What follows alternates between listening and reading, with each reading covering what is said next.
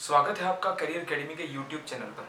तो आज की क्लास में मैं आपको फीमेल सुपरवाइजर के लिए जो मेन टॉपिक है यानी स्कीम्स कराऊंगा। ऐसी स्कीम्स जो बच्चों के लिए और माताओं के लिए वेलफेयर स्कीम भारत सरकार द्वारा चलाई जाती हैं और इनसे जुड़े हुए काफ़ी क्वेश्चन आपसे संभावना रहती है पूछे जाएं। तो आज का टॉपिक रहेगा हमारा ICDS, मिड डे मील और NHRM। तो सबसे पहले आता है जो सबसे इंपॉर्टेंट है हमारे पास, वो है ICDS यानी इंटीग्रेटेड चाइल्ड डेवलपमेंट सर्विसेज यानी ICDS, जिसको नॉर्मली हम कह देते हैं आंगनवाड़ी। तो ICDS जो है ये स्कीम जो है भारत में समेकित बाल विकास सेवाएं, तो समेकित कह देते हैं इंटीग्रेटेड चाइल्ड डेवलपमेंट सर्विसेज के नाम से जानी जाती है। और ये सर्विस जो है इसको कहते हैं 2 अक्टूबर 1975 से स्टार्ट हुई थी। यानी ICDS जो स्टार्ट हुई है वो 1975 से स्टार्ट हुई है और गांधी जी की जन्मशती यानी जन्म से जहां जन्म हुआ था डेट का उसी से आधार लिया हुआ है। 1975 आ गया हमारा सबसे पहले। फिर क्वेश्चन आता है, इस सर्विस को हम नॉर्मली आंगनवाड़ी कह देते हैं यानी गांव में, कस्बों में, शहरों में जहां भी आंगनवाड़ी होती है वहां से ये सेवा दी जाती है और भारत की सबसे बड़ी सर्विसेज है जो बच्चों के लिए दी जाती है जिसका नाम है ICDS। ये सर्विस जो है 0 से लेकर 6 साल यानी 0 to 6 साल तक के बच्चों को दी जाती है। प्री स्कूल यानी स्कूल से पहले, ये एक प्री स्कूल स्कीम है, स्कूल से पहले की स्कीम है। यानी बच्चा जब स्कूल जाने शुरू करता है उससे पहले उसको आंगनवाड़ी में केयर मिलती है, देखभाल मिलती है, खान पान मिलता है। तो ये प्री स्कूल क्वेश्चन आया हुआ है कि ऐसी सर्विसेज जो नॉन फॉर्मल एजुकेशन यानी बच्चों के लिए अनौपचारिक शिक्षा के साथ साथ उसको पोषण देती है, वो आएगी हमारी आंगनवाड़ी या ICDS सर्विस। इस सेवा के तहत बच्चे जो हैं 0 से लेकर 6 साल तक आंगनवाड़ी में रहते हैं। खान पान, इम्यूनाइजेशन, टीकाकरण आदि और खेल कूद आदि और बेसिक सी पढ़ाई उनको कराई जाती है। यानी प्री स्कूल एजुकेशन का अगर आएगा तो ICDS यानी आंगनवाड़ी जो है मुख्य स्थान होते हैं जो बच्चों को 6 साल तक पढ़ाते हैं, उनको सिखाते हैं, खेल कूद आदि और पोषण आदि देते हैं। तो ये स्कीम मुख्यतः 2 भागों में है यानी फूड, इसका मुख्य है फूड। फूड का मतलब है भोजन, भोजन से न्यूट्रिशन यानी बच्चों को ऐसा न्यूट्रिशन प्रोवाइड करना है, ऐसा पोषण प्रदान करना है ताकि उनमें कुपोषण ना हो यानी उनमें पोषण की कमी ना हो, खान पान हो, प्रोटीन, विटामिन आदि उनको अच्छे से मिले। तो फूड हो गया। और दूसरा आता है उनको इम्यूनाइजेशन। इम्यूनाइजेशन का मतलब है टीकाकरण। तो इसका एक उद्देश्य बनता है टीकाकरण।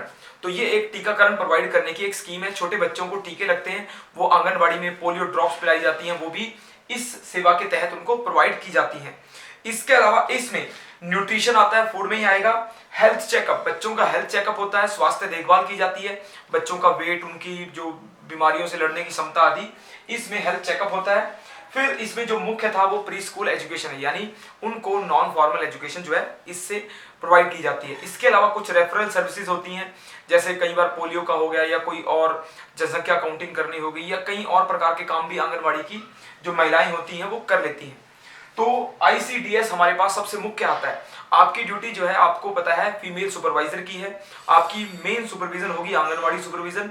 तो आपको ICDS का मुख्य रूप से देखना पड़ेगा। इसमें सरकार जो है 300 किलो कैलोरी जो है भोजन प्रोवाइड करना चाहती है यानी बच्चों को कैलोरी में 300 किलो भोजन मिलना चाहिए। 8 से 10 ग्राम प्रोटीन प्रोवाइड करने का उसका उद्देश्य होता है। इस स्कीम को मिनिस्ट्री ऑफ हेल्थ और फैमिली वेलफेयर यानी हमारा स्वास्थ्य और परिवार कल्याण मंत्रालय जो है इस स्कीम को लागू करता है। इसके अलावा इस स्कीम को 1975 के बाद से यूनिसेफ यानी यूनाइटेड नेशन चाइल्ड या चिल्ड्रन फंड या चाइल्ड इमरजेंसी फंड, यूनिसेफ एक ऐसी एजेंसी है जो दुनिया भर में बच्चों के कल्याण से, बच्चों के वेलफेयर से जुड़ी हुई एजेंसी है, इंटरनेशनल ऑर्गेनाइजेशन है। तो यूनिसेफ भी ICDS को फंड प्रोवाइड करती है, सहायता प्रदान करती है। तो ये एक यूनिसेफ द्वारा समर्थित स्कीम है। इसके अलावा इसको CSS यानी सेंट्रल स्पॉन्सर्ड स्कीम यानी CSS कह देते हैं, जिसमें भारत सरकार यानी सेंट्रल गवर्नमेंट इसको स्पॉन्सर करती है। मुख्य जो है भारत सरकार द्वारा इसमें फंड प्रोवाइड किए जाते हैं। इसके अलावा इसमें बच्चों की जो देखभाल होती है, बच्चों के जो स्वास्थ्य की देखभाल है, उनके स्टैंडर्ड्स हैं, उनके नियम हैं, कितना भोजन मिलना चाहिए, कितना खान पान के अलावा उनकी देखभाल, उनका वेट आदि, वो WHO मानक के आधार पर होता है। यानी WHO world health organisation organisation के आधार पे इसका मानक निर्धारित होते हैं जो बच्चों के नॉर्मली होते हैं। तो पहली स्कीम हमने देखी ICDS। अगली स्कीम हम देखते हैं इसमें ICDS के बाद अगली स्कीम आती है हमारी मिड डे मील, यानी मिड डे मील।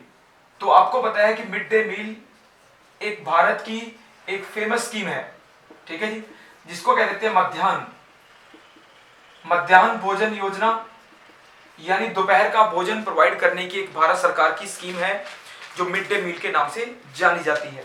तो सबसे पहले क्वेश्चन आएगा, भारत में सबसे पहले मिड डे मील किस राज्य द्वारा प्रोवाइड किया गया था? अगर राज्य आता है तो तमिलनाडु के द्वारा पहली बार बच्चों को भोजन प्रोवाइड करने की स्कीम लॉन्च की गई थी। तो तमिलनाडु पहला राज्य था जिसने मिड डे मील स्कीम को लॉन्च किया था। भारत सरकार ने इस स्कीम को लॉन्च किया था 1995 में, यानी 15 अगस्त 1995 को इस स्कीम को भारत सरकार द्वारा लागू किया गया था। तो बाद में भारत सरकार ने इसको पहले छोटे रूप में लागू किया, फिर इसको बड़े रूप में सारे भारत में प्रोवाइड किया। तो अखिल भारतीय यानी ऑल इंडिया इंप्लीमेंटेशन जो हुआ है वो हुआ है 1997-98, यानी लगभग 2 सालों बाद। 95 में शुरू हुई और 97-98 में 2 साल बाद इसको सारे भारत में सभी जिलों तक प्रोवाइड किया गया और ये ऑल इंडिया स्कीम बन गई, यानी अखिल भारतीय स्कीम। तो तमिलनाडु पहला राज्य और भारत सरकार ने 1995 में 15 अगस्त से इसको लॉन्च किया था। ये जो है ऐसी स्कीम थी जिसमें बच्चों को स्कूल के साथ साथ उनको भोजन प्रोवाइड किया जाता है। ये ऐसी स्कीम है जो बच्चों के ड्रॉप आउट, यानी बच्चे स्कूल छोड़ देते हैं, वो बीच में स्कूल छोड़ते हैं, यानी 7वीं 8वीं क्लास में स्कूल छोड़ते थे। तो भारत सरकार ने पहले इसको 5वीं क्लास तक लागू रखा, बाद में इसको 8वीं क्लास तक लागू किया। यानी ये क्वेश्चन आ सकता है कि 8वीं कक्षा यानी 8वीं क्लास तक 8वीं कक्षा तक इसको कब लागू किया गया? ये लागू किया गया 2007 में, यानी 2007 में इस स्कीम को 8वीं कक्षा तक पहुंचाया गया। पहले 5वीं कक्षा तक थी, फिर 8वीं तक इसको प्रोवाइड किया गया। और इसका मुख्य उद्देश्य जो है बच्चों की 7वीं और 8वीं कक्षा में स्कूल छोड़ने की आदत को छुड़वाना और उनको स्कूल के अंदर एक अच्छा पोषण, एक अच्छा हेल्दी पोषण मिले, वो प्रोवाइड करना है। इसमें स्कूल में बच्चों को 300 कैलोरी भोजन प्रोवाइड किया जाता है और 12 ग्राम प्रोटीन उनको प्रोवाइड किया जाता है। इस स्कीम को केंद्र और राज्य दोनों करते हैं, यानी सेंट्रल गवर्नमेंट जो है प्लस स्टेट गवर्नमेंट, यानी केंद्र और राज्य दोनों मिलकर चलाते हैं। सेंट्रल गवर्नमेंट 60% देती है और स्टेट गवर्नमेंट जो है 40% देती है, यानी 60 सेंट्रल गवर्नमेंट और 40% स्टेट गवर्नमेंट का। तो ये ऐसी स्कीम है जो भारत में स्कूल के अंदर पोषण उपलब्ध कराने की स्कीम है, यानी अच्छा पोषण, साफ सुथरा पोषण और जो ऐसा क्वालिटेटिव यानी गुणात्मक पोषण जिससे बच्चों की हेल्थ अच्छी होती है, उनको पढ़ाई के साथ साथ उनको भोजन प्रोवाइड करना इस स्कीम का मुख्य उद्देश्य है। तो हमने मिड डे मील देखी। मिड डे मील जो है भारत की एक दूसरी बड़ी स्कीम है। अगली स्कीम आती है हमारी नेशनल रूरल हेल्थ मिशन, यानी NRHM। तो NRHM जो एक स्कीम है जिसमें ग्रामीण क्षेत्र में यानी विलेज में हेल्थ सर्विसेज को प्रोवाइड किया जाता है भारत सरकार द्वारा। तो इस स्कीम को देख लेते हैं। यह स्कीम लॉन्च की थी अप्रैल 2005 को भारत सरकार द्वारा लॉन्च की गई थी, यानी गांवों के अंदर ग्रामीण क्षेत्र में हेल्थ सर्विसेज को बेहतर करने के लिए ये भारत सरकार की स्कीम थी। ये स्कीम जो है NHM यानी नेशनल हेल्थ मिशन के तहत थी, यानी सभी भारतीय लोगों को अच्छी हेल्थ सर्विसेज प्रोवाइड करने के लिए गांव में NRHM की स्कीम लॉन्च की गई थी। इस स्कीम में आशा वर्कर आते हैं। आशा वर्कर जो है मुख्य रूप से NRHM में आते हैं। तो आशा का फुल फॉर्म आ सकता है आपको, आशा यानी एक्रीडिटेड सोशल हेल्थ एक्टिविस्ट। तो आशा वर्कर जो है, जिनको हम ग्रामीण नर्स कह देते हैं, आशा वर्कर ऐसी वर्कर होती हैं जो हेल्थ सर्विसेज को देखती हैं गांव में। एक्रीडिटेड सोशल हेल्थ एक्टिविस्ट यानी सोशल एक्टिविस्ट हैं जो हेल्थ को देखती हैं। तो आशा वर्कर का मुख्य रूप से क्वेश्चन आ जाता है। ये स्कीम जो है NRHM के तहत है। इसके अलावा ANM होती है, ANM नर्स आदि भी इनके सपोर्ट में होती हैं। तो हमारे पास NRHM जो है गांव में हेल्थ सर्विसेज प्रोवाइड करने की एक स्कीम है। इस स्कीम में भारत सरकार गांव में अच्छी हेल्थ सर्विसेज महिलाओं की और बच्चों की दोनों को फोकस करना चाहती है, ताकि महिलाओं की अच्छी सर्विसेज अगर उनको प्रोवाइड होंगी तो अच्छे बच्चों का जन्म होगा और अच्छे बच्चे अगर जन्म लेते हैं, स्वस्थ बच्चे जन्म लेते हैं तो भारत के भविष्य के लिए अच्छा होगा। तो गांव में महिलाओं की और बच्चों की हेल्थ, इसके तहत टीकाकरण आ जाता है, हेल्थ सर्विसेज आ जाती हैं, दवाइयां आ जाती हैं, टोटल हेल्थ सर्विसेज जो है गांव में NRHM के तहत आती है।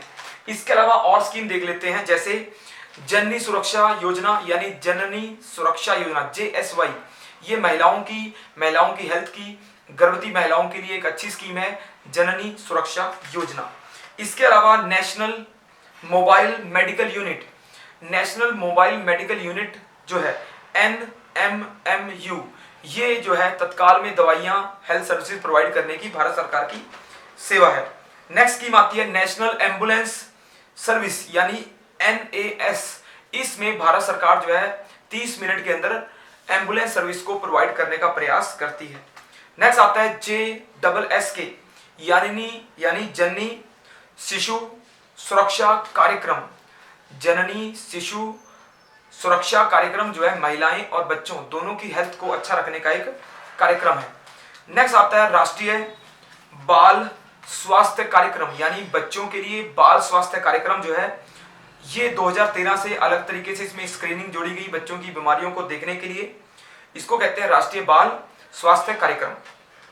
ठीक है जी। इसके अलावा MCH विंग, हमारे गांवों शहरों में MCH विंग होती है, मदर चाइल्ड हेल्थ विंग यानी महिला और बच्चे के लिए एक हेल्थ विंग होती है जो उनके स्वास्थ्य को देखती है। इसके अलावा नेशनल आयरन इनिशिएटिव है जिसमें महिलाओं को आयरन की कमी आदि से बचाया जाता है, उनको आयरन की गोलियां आदि प्रोवाइड की जाती हैं। तो इस क्लास में मैंने आपको स्कीम्स बताई हैं ICDS की, इसके अलावा MDM यानी मिड डे मील और नेशनल रूरल हेल्थ मिशन, ये स्कीम जो है मुख्य रूप से आपके एग्जाम में इंपॉर्टेंट रहेंगी और उम्मीद है कि इनमें से आपको कुछ क्वेश्चन आने के चांस रहेंगे। तो ये लेक्चर आपको कैसा लगा, लाइक करें, सब्सक्राइब करें। धन्यवाद।